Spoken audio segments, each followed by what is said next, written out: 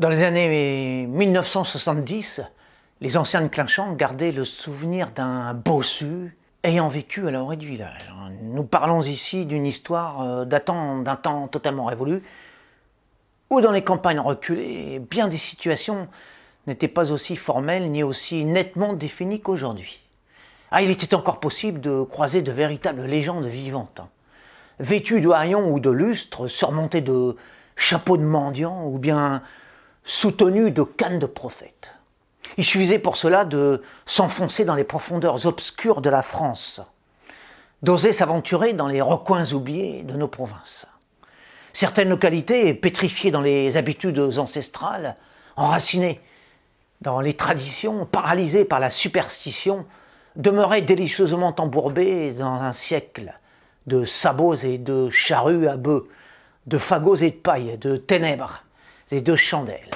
À cette époque, c'est-à-dire aux environs de 1890, des semi-vagabonds vivaient vaguement en symbiose avec la friche et l'humus, au fond des bois. Des poètes, ermites à moitié fous, trouvaient refuge sous des toits de cabanes et il arrivait que des masures abritassent des hôtes hirsutes et solitaires, tout droit sortis de fables ancestrales. Un royaume intime et désuet, peuplé de hiboux, de cloches d'église, de vieilles vestes aux odeurs de foin, de vieux chênes et de puits, ou des figures imaginaires, mais peut-être aussi réelles, hantaient les nuits. Un univers insolite, étrange et effrayant à la fois, caché mais authentique, qui enflammait les veillées et intriguait les curieux, faisait frémir les enfants et enchanter les rêveurs. Ainsi, l'homme tordu de ces terres perdues marqua-t-il particulièrement les esprits de ses contemporains en incarnant à lui seul tous les mystères tournant autour de ces drôles d'oiseaux haut perchés dans leur nid de plumes et de mythes. Il roupillait parfois au bord des fossés, ivre d'azur ou de vin, on ne sait pas trop. Il chantait fort et faux à la messe, récoltait l'eau de pluie pour faire sa soupe, ajoutait des racines à sa marmite pour améliorer sa fricassée du dimanche, allait quérir son pain en jouant du tambour afin que chacun sût qu'il mangeait la même miche chrétienne que les autres. Rendait volontiers service à quiconque en échange de lait de chair ou de gibier de braconnage. Ses frasques innombrables faisaient tantôt rire, tantôt peur.